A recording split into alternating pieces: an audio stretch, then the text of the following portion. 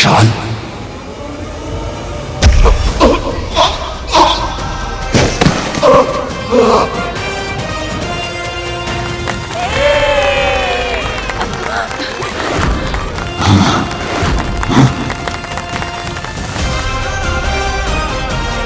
नहीं नहीं नहीं, क्षमा कर दो मुझे।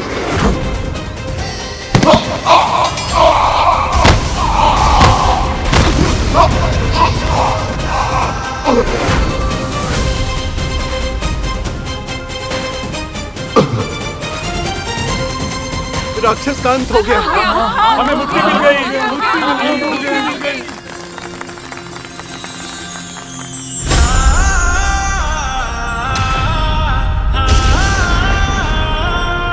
भगवान ने हमारी प्रार्थना सुन ली। हाँ, भगवान ने हमारी प्रार्थना सुन ली। भगवान स्वयं दूत बनकर आए हैं, वो देखिए।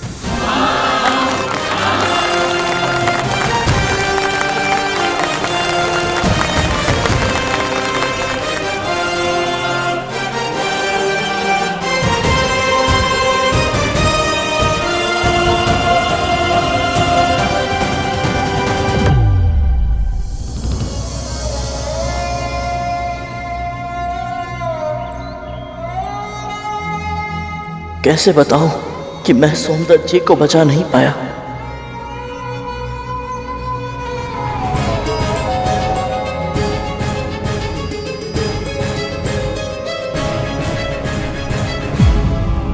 स्वामी,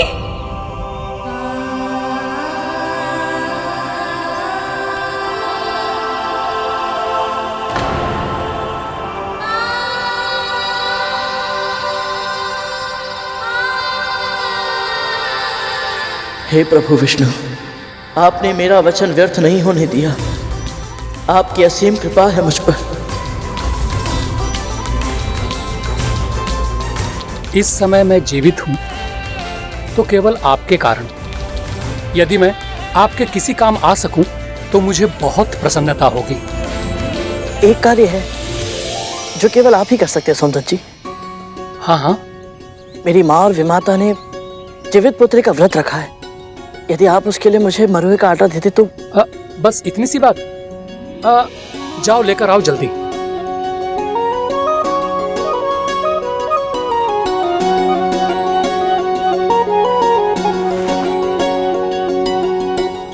आपका बहुत बहुत धन्यवाद। आज्ञा दीजिए।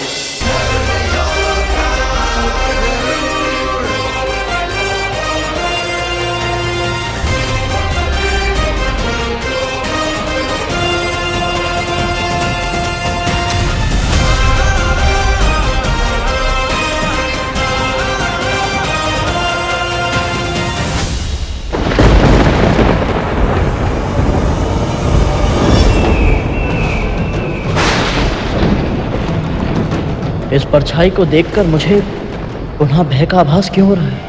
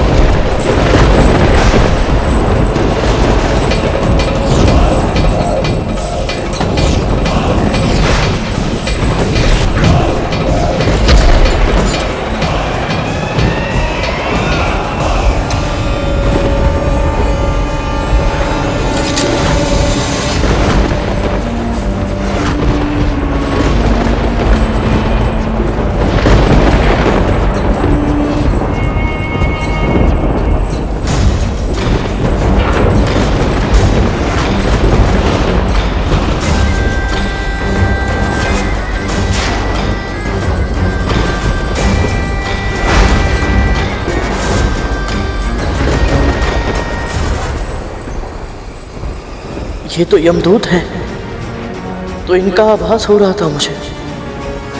पर ये मेरा भ्रम है या सच में ये मुझे चुनौती देकर गए हैं कि शीघ्र ही ये मेरे भाइयों को भी ऐसे ही ले जाएंगे। प्रभु विष्णु, रक्षा कीजिए, मेरे भाइयों के साथ ऐसा मत होने दीजिए।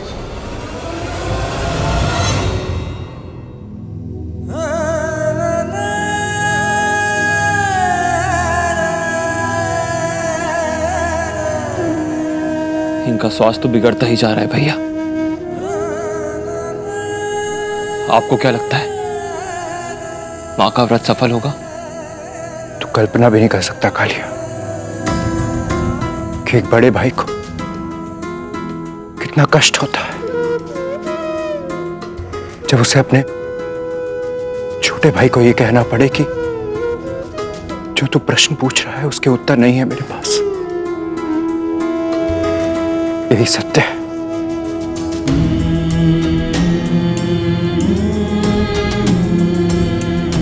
कालिया, मैंने मां को ये व्रत करता हुआ आज तक कभी नहीं देखा। मैं नहीं जानता कि कल क्या होगा।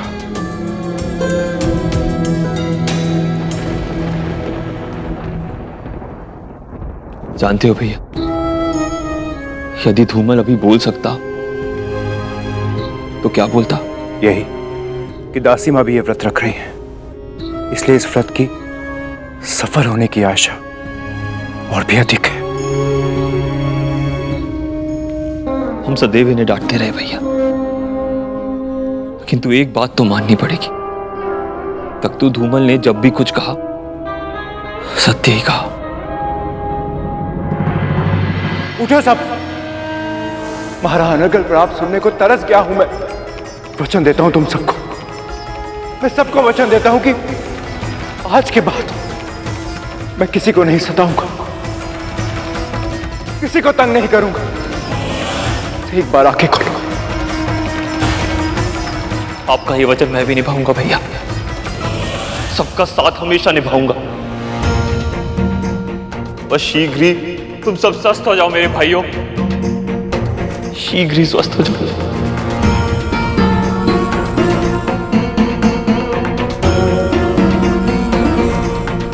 इन दोनों के मन में पीड़ा का ऐसा बवंडर उठ रहा है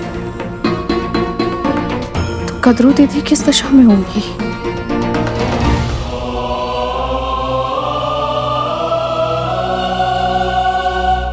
सूर्यदेव ने हमारे अरुण को अपने रथ का सारथी बना लिया है। सच? हाँ विंता, बिल्कुल सच। तुम अब प्रतिदिन अपने पुत्र की लालिमा का अनुभव कर पाओगी और वो भी तुमको देख सकेगा। मैं ये भूल गई थी कि तू यदि विंता को नित्य देखता होगा तो तेरी दृष्टि मुझ पर भी पड़ती होगी ना।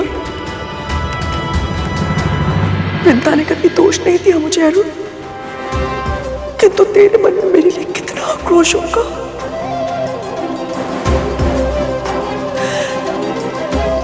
आज अपने पुत्रों की पीड़ा का अनुभव हुआ तो ना जाने क्यों मुझे तेरा स्मरण आया।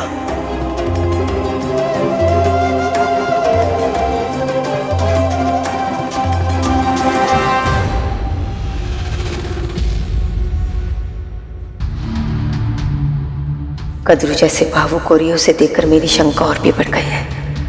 यदि इसका और विंता का व्रत सफल हो गया तो कहीं ऐसा ना हो कि ये दोनों फिर से एक हो जाए, क्योंकि ऐसा हुआ तो इसका परिणाम बहुत घातक होगा। नहीं, मैं ऐसा होने नहीं दे सकती। कुछ तो करना होगा।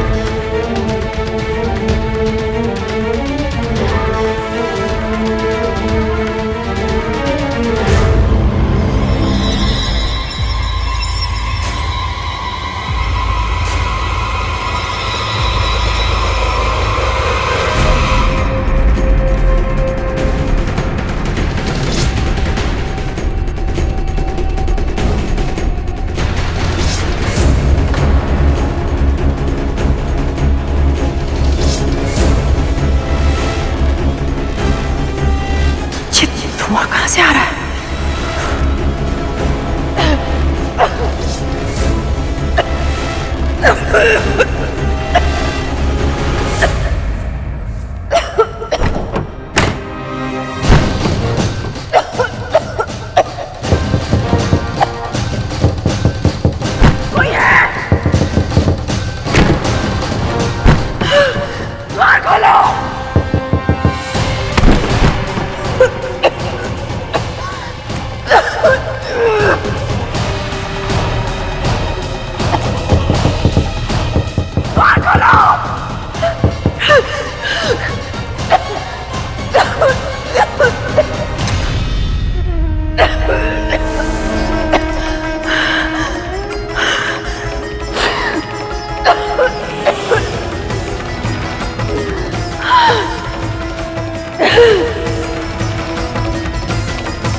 बस एक बार कद्रू जल पी ले तो इसका जीवित पुत्रिका का व्रत टूट जाएगा।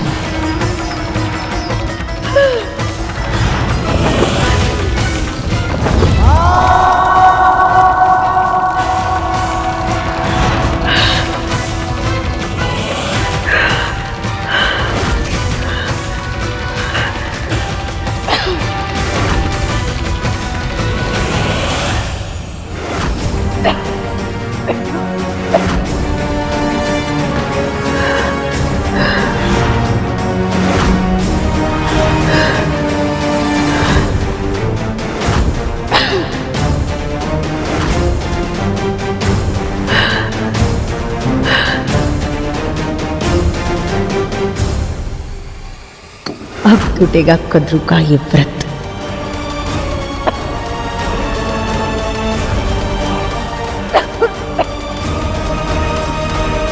दीदी,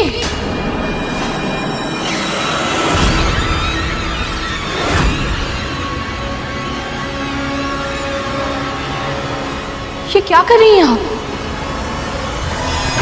दीदी,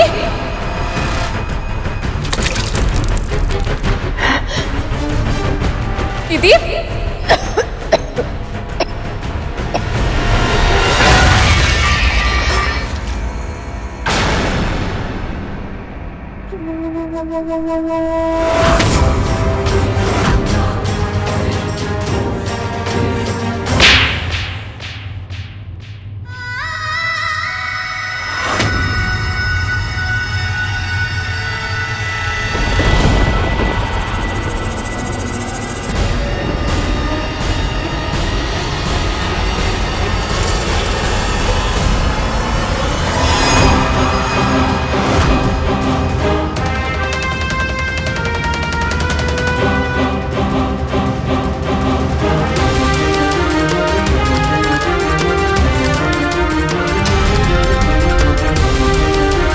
मुझे क्षमा कर दीजिए दीदी। मैं तो बस आपको निर्जला व्रत तोड़ने से रोकने का प्रयास कर रही थी। यदि आपने ये जल पी लिया होता तो आपके पुत्र।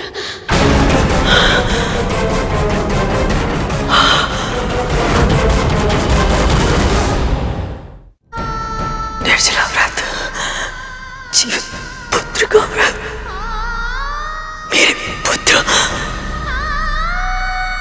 आपके पुत्र ठीक हैं। आपका व्रत नहीं टूटा है दीदी। पर आप पर हाथ उठाकर आपको जो कष्ट मैंने पहुंचाया है उसके लिए मुझे क्षमा कर दीजिएगा।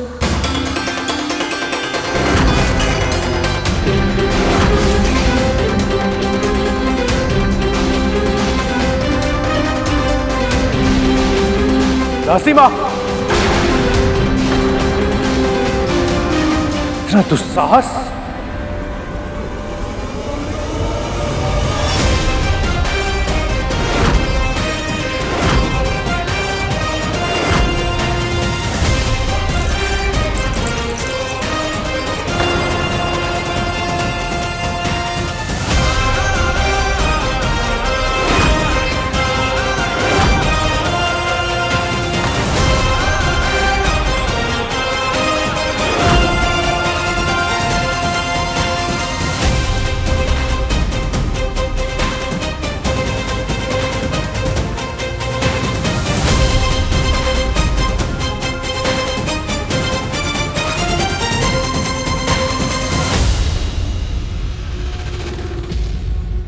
क्या लगता है तुझे?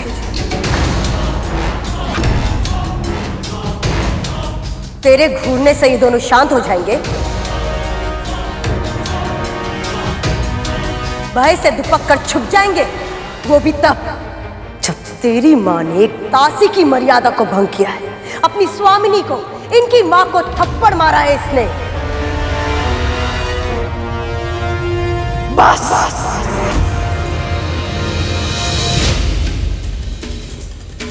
सब शांत। कद्रू, इसने, इस दासी ने तुझे थप्पड़ मारा तो मुझे शांत होने के लिए कह रही है? क्षमा कर रही हूं इसे।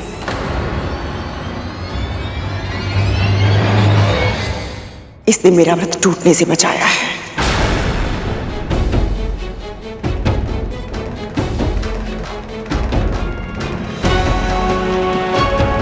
अचानक ही मुझे भीषण प्यास लग गई। सत्य कहूं तो मैंने संयम खो दिया था। यदि विंता आज मुझे नहीं रोकती तो मेरे पुत्र। किंतु माँ, आपको अचानक से इतनी प्यास क्यों लगी?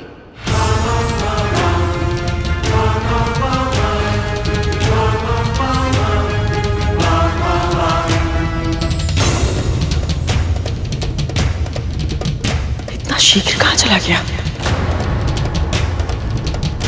क्या माँ? धुआं। इस कक्ष में अचानक से इतना धुआं भर गया था कि मेरा सांस लेना भी असंभव हो गया था।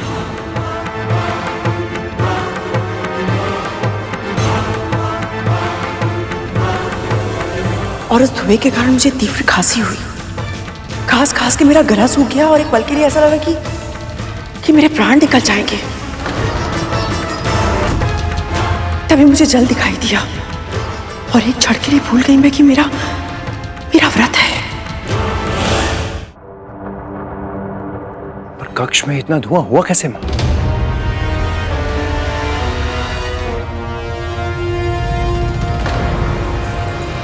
जो हुआ सो हुआ। अब हम अतीत की चिंता करेंगे तो भविष्य पीछे छूट जाएगा। हमें ये सोचना है कि हमें आगे करना क्या है। या सूर्यास्त होने को है और भोग की सामग्री का कुछ अता पता नहीं। क्षमा कीजिए, मुझे आने में विलंब हो गया। यह आटा लाने में सोमदत्त जी की आज्ञा आवश्यक थी और ये कार्य इतना सरल नहीं था। यह आटा ले आया एक बार फिर। हमारी ही जाल में असफल कर दिया इसने हमें। आटा लाना आसान नहीं था, ऐसा क्यों कहा इसने? आसान तो नोनी का साग भी लाना नहीं होगा, किंतु लाना पड़ेगा अंधकार होने से पहले। मैं लाऊंगा महारानी। बस बताइए मुझे कहाँ मिलेगा नोनी का साग?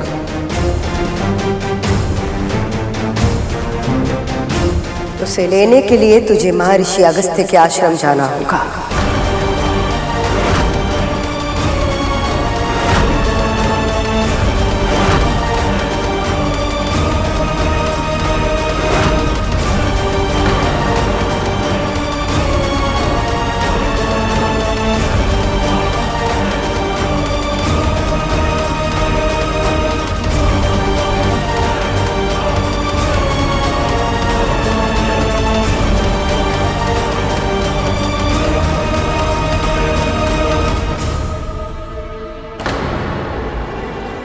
क्या बात है दीदी माँ? ये नाम सुनते ही एक माँ शंका से कांप गई और एक माँ के हाथ श्रद्धा से जुड़ गए।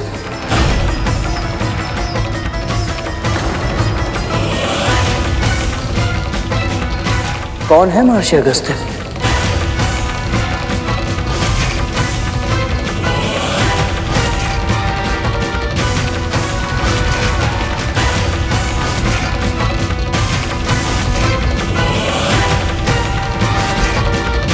गरुड़ को ज्ञात नहीं कि ऋषि अगस्त्य कितने तेजस्वी ऋषि हैं।